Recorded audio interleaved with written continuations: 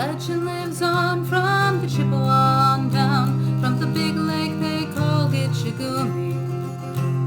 The lake, it is said, never gives up her dead when the skies of November turn gloomy. With a load of iron ore, 26,000 tons more than the Edmund Fitzgerald weighed empty. That good ship and crew was a bone to be chewed when the gales of November came her lee. The ship was the pride of the American side, coming back from some mill in Wisconsin. As big freighters go, it was bigger than most, with a crew and good captain well seasoned, concluding some turns with a couple steel firms. Then they left fully loaded for Cleveland.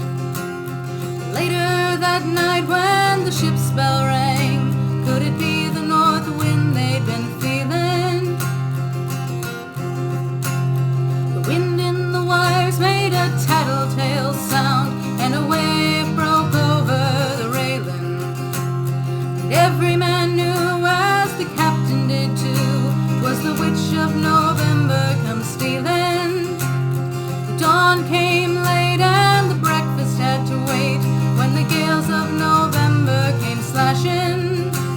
When afternoon came, it was freezing rain in the face of a hurricane west wind.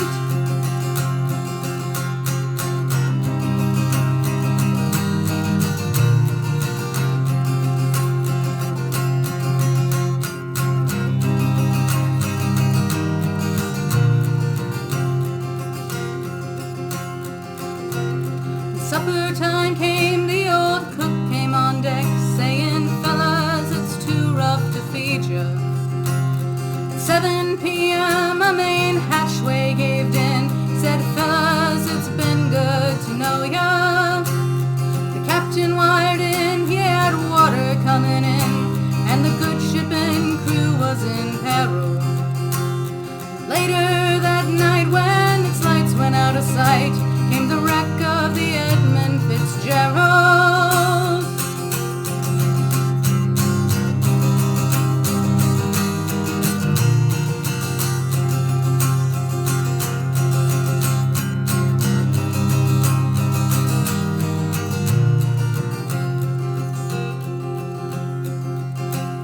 Does anyone know where the love of God goes when the waves turn the minutes to hours?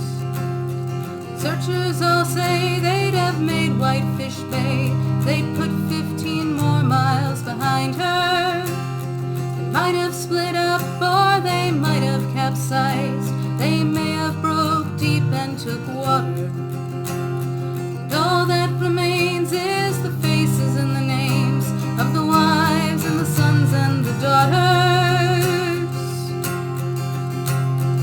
Lake Huron rolls, Superior sings in the rooms of her ice-water mansion. Old Michigan seems like a young man's dreams. The islands and bays are for sportsmen.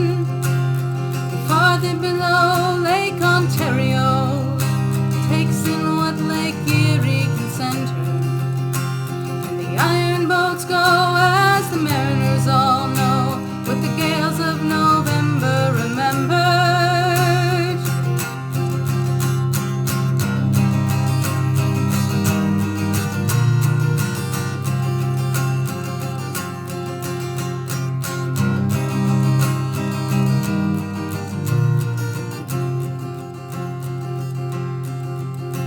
In a musty old hall in Detroit they prayed, in the Maritime Sailors' Cathedral.